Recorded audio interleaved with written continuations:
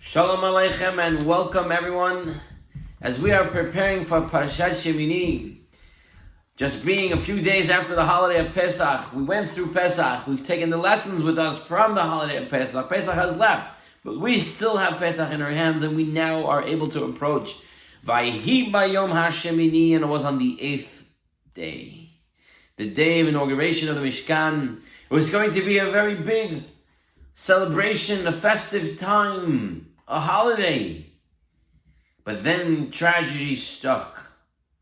Aharon's two oldest children, who were known to be tzaddikim, Nadav and Abihu, brought an offering that the pasuk characterizes as Eish Zaram, a strange fire, Asher lo tziva otam, that Hashem did not command them to bring. In the Talmud and in the Midrash, they argue exactly to what was the sin that they did. Some commentaries interpret that Aharon's children rendered a halacham in front of their master Moshe. Others say they did the service of the Beit HaMikdash, they did the service of the Mishkan after drinking wine, which was asur. Others argue that their true punishment was deserved at Sinai. They refused to marry, claiming that their lineage was so special that no woman, no girl can ever meet their standard. In another interpretation, they say that Moshe and Aharon, they were talking about their future leadership, what that would be after the passing of Moshe and Aharon. There's so many different interpretations, but the pasuk clearly says it's because they brought an Eish Zara, they brought a foreign fire. So how can all these interpretations fit these words of the Torah that says it was a strange fire that they brought? The Dubna Magid would share this parable, and I think this parable will show us the common denominator of all these sins. There was a young soldier who got a promotion to a captain. And when this soldier got his promotion to become captain, he was given a new uniform. He was strictly warned by his appointing general. He said to him, "Your captain is your badge of honor. Wear it with pride. And never ever take off your uniform in public. Remember, you're one of the king's elite forces. And your life is now devoted to enhance the honor of the kingdom." Not long after he became captain, some people saw him and told him while he was dressed in uniform, "We hear that you have a tattoo across your chest that reads, 'I miss my mom.'" The young officer, this young captain, was very upset. What a humiliating claim. Someone says he has a tattoo saying on his chest that he misses his mom. He wanted to take off his uniform to show them that there was no tattoo on his chest. But he remembered the general told him that he cannot do such a thing. And so he didn't. And then these men who stopped him said, "Listen, we're going to give you 500 gold pieces. And you can give it to the king's treasury if you prove to us you don't have this tattoo." This young captain thought about it and said, "Wow, 500 golden coins, that's a lot of money. And I'll give it all to the king. It's okay if I take off my uniform just to show them that my chest doesn't have any crazy tattoo that says anything on it. I don't have a tattoo. And this way I'll make the 500 and I'll give it to the king. I'm sure he will be happy about it." And so he took off his uniform, and there he showed them that on his chest nothing was written. And those men said, "Oh, we're so sorry. We must have heard the wrong information." And they gave him the 500 gold coins. He quickly ran with that money to his general and said, "Look, I got it for the king." And the general said, "What did you do?" He said, "Listen, someone had a bet. They said I had some tattoo on my chest. I proved to them that I didn't. So I took my uniform off." And the general said, "You have no idea what you just did. You see, the king made another bet with those people that no one can ever take one of his captain's uniforms off in public. And he made a bet for 2,500 gold coins. And what they did to you was a test to see if the king was right or wrong, that none of his soldiers or captains or officers would ever take off their uniform. And you, by taking the 500 coins and taking off your uniform, had now lost the king's treasury 2,500 golden coins." And so I think it becomes clear, in all of the opinions above, Nadav and Avihu had the best intentions in mind. They wanted to do something great. They wanted to do something extra holy and special. But they didn't ask it through. They didn't bring it to their Moshe and Aharon. They did it on their own. They did it without any advice from their elders, from the Chachamim of their time. They did not go to the leadership and ask them. This was the strange fire. Their own decision making without asking the Chachamim. And that is considered alien fire. The Mishkan was given to the Jews to atone for the sin of the golden calf. The golden calf, where the nation rushed and made a golden calf. A person cannot rush into scenarios without thinking it through, without talking it over. It's important that before we decide matters in our own hands, something good, you want to do something good, what can be so bad about doing something good?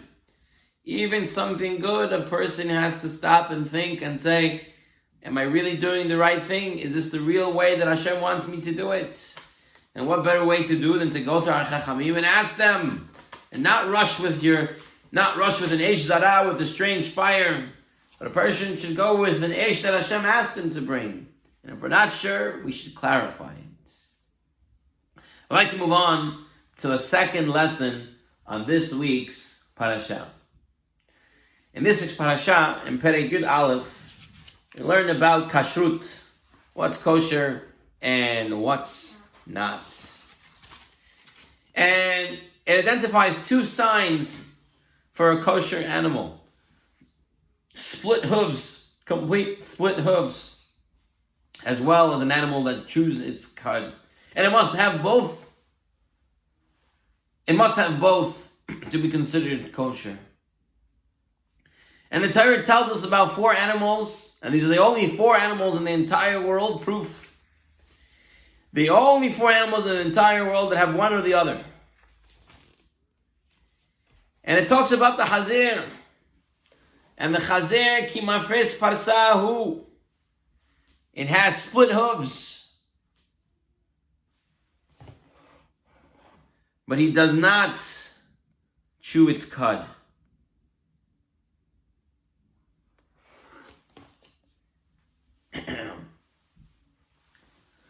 Chazal tell us that people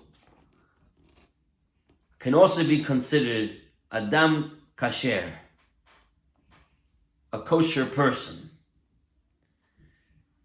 And Chazal tell us who is a kosher person? Someone who has 2 kosher signs. And the 2 kosher signs is he who is good to heaven and good to people.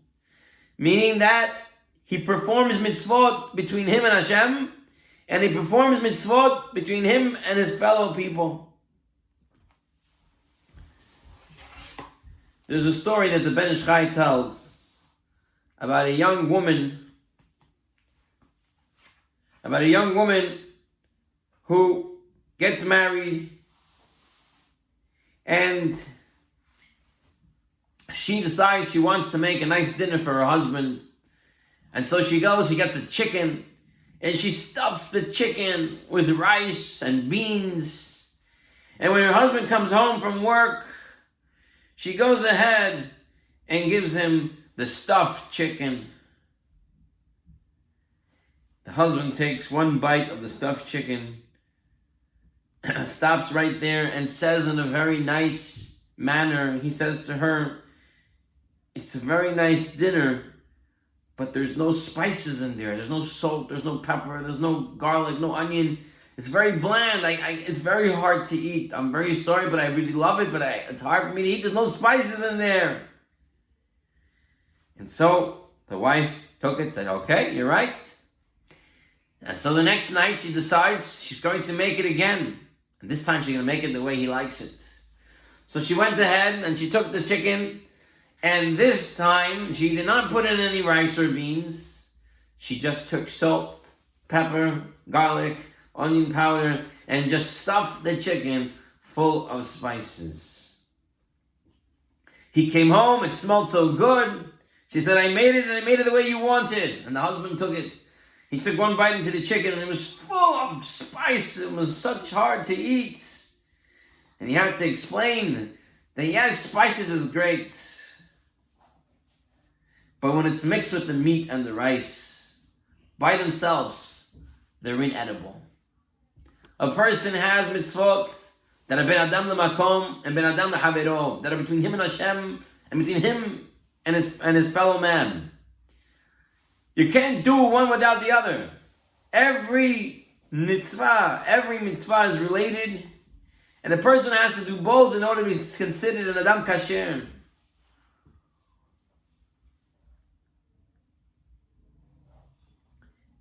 The pig that we mentioned has split hooves.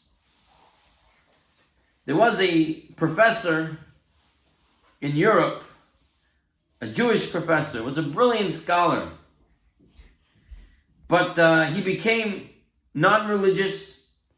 He left Judaism and he went to become a different religion. But he continued to learn Torah, and he continued to write letters to the rabbis of the day, talking in halakha and in Torah. And when the Nitziv, the great Nitziv, Zechat Tzadik L'Bracha, was questioned about this, how can someone who left Judaism still be involved in Torah learning? The Nitziv shared a story. One day, the wife of the town's wealthiest man became seriously ill. This woman was a very special and God-fearing woman. They sent for the greatest doctors to come and take a look at her. The doctors came in and they looked and they said, in order for this woman to live, she must eat a pig. A certain meat from a pig would help her get better. Both husband and wife were very shocked. They were very deeply religious. Eating a pig was unheard of. She said, "No, I'd rather die than eat pig." They called the community rabbi. The rabbi came and said, "The Torah tells us that you must eat the pig. In order to live, you must eat the pig. Hashem wants us to live. We must do what must get done. And if the doctors are sure this will work, then you have to do it." She said, "Okay, I'll listen to the rabbi and I will eat the pig. But Rabbi, I have one question, one request. Can you please have the shochet? Can you please have the slaughterer slaughter the pig for me?" The Rav knew that the pig doesn't need shchita. How can you give shchita to a pig? But the woman asked. And so he said, okay. The shochet came, he shechted the pig. The woman said, please, let the lungs be examined. I want to make sure that there's no problems with the lungs. It's not considered a terefah, that it should be okay to eat. I looked in the lungs of the pig, and yes, there was an issue with it. They brought it to the rabbi. What's the story? Is the lung of the animal kosher or not? And the rabbi said, this is a very difficult decision. You see, if it was a lung of a kosher animal, I have no problem in saying it's kosher. Well, this is the lung of a pig. How can I say that a pig's lung can be kosher if the rest of the animal is not kosher? When all is said and done, this is a pig. I cannot say kosher on a pig. A kosher lung does not render a pig kosher. So just because a person is sitting and showing that he's got split hooves and he's showing that he's kosher on the outside, that doesn't mean he's kosher at all. An Adam kosher is someone who's inside and out completely kosher. Someone whose every move is directed by the Torah. Is someone who wants to be learning the Torah, teaching the Torah. Someone who wants to be associated with Hashem, and not someone who just wants to show off that he has wisdom, he has knowledge, or he's only doing chesed. Person has to be involved in both, and in both all the time, in order to be considered an Adam Kasher. Imagine if a person's heart was the only organ in his body that was working. His brain dead, he's all dead, and his heart is still beating. Chas v'shalom, his brain is the only one that's working, the whole rest of his body is dead. The brain will also shut down. The human body is all connected. You can't have one organ without the other organ. I mean, it's possible. The ways to live, the machines, but is that living? Same thing when it comes to Torah, comes to mitzvah, comes to spirituality. A person has to be involved in both. You can't select spices versus the rice and the beans. You can't select one or the other. Everything has to be done together. In this week's parasha, we talk about the kashrut, the kashrut of birds. Now, the birds are quite more complicated in knowing how they're kosher or not. And the Torah lists 24 species of birds that may not be eaten. It doesn't give any identifying characteristics that the Mishnah does. The Mishnah in Chulin says that the traits of a non-kosher bird is that it seizes its prey with its claws and lifts it up off the ground to eat. The Ramban says the common denominator of all non-kosher birds is that they're cruel in nature. Now, Hashem doesn't want us to eat cruel birds because you are what you eat. And if you eat something that's cruel, a person will become cruel. And that's the way they explain the characteristics of the bird. Now, interestingly enough, one of the birds that are listed as not kosher is known as Ve'et HaHasidah, the bird known as Hasidah. Now, the word Hasidah sounds like the word Chesed. Chesed means kindness, doing favors to people. So how can you tell me this bird is cruel if its own name is Chesed? And Rashi says, the Hasidah, Lama Nikra Shema Hasidah, why is it called Hasidah? Rashi says, She'oseh Hasidut im Havroteya. It does kindness with its companions b'mizonot. It shares food with its companions, with its Havroteha, with its companions. So far, we're seeing that the Hasidah is a good bird. Seems to be a nice bird. And so why is it on the list of cruel birds? And so I saw a beautiful mashal that explains this. You see, Rashi says that it does chesed with its companions, meaning it does chesed with its own kind,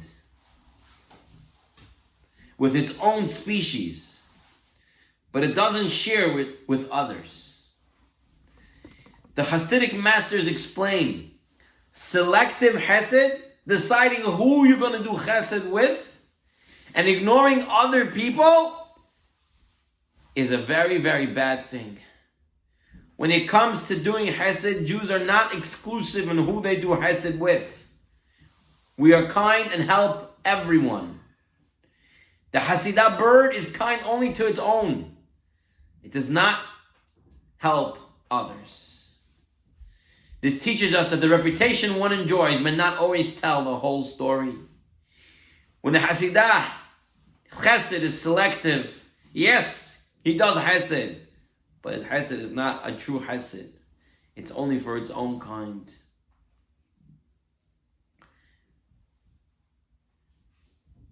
Harav Yisachar Dov Mebels related the following story to demonstrate the lengths which one must go in order to conform to the Torah's standard of performing chesed. There was a medical student who finished medical school. He completed all his courses and was on his way to begin his internship and was to take a final exam.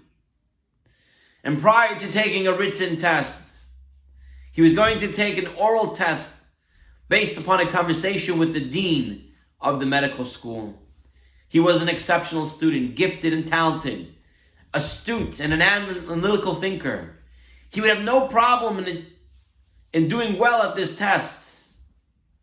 And so the dean asked him, how would you respond to a victim of stabbing who is bleeding profusely? The student replied that he would put on a certain medicine on the open wound, which would stop the blood flow. The dean then said to him, what would you do if you don't have this medicine? He said, I would use another medication that works also for this. And the dean said, what happened if none of those medications were available to you? The student doctor said, I would grab a piece of cloth, burn it, and place its ashes on the open wound. And that would help the wound stop bleeding. The dean then said,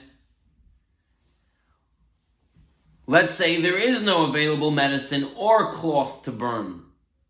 What would you do then?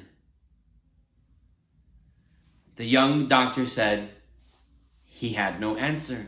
If there was no cloth, no medicine, what is he expected to do? The doctor needs resources. All his options were exhausted, and the dean refused to grant him access to internship, saying he failed the test. The young man was upset. What do you mean? How could this happen? The dean replied, when a doctor cannot locate a piece of cloth, material to burn for ashes, he's expected to remove his own shirt and set fire to it. A doctor who is not prepared to take off his own shirt to save a patient has no business in the field of medicine. And this is how we should relate to the problem of our fellow Jews.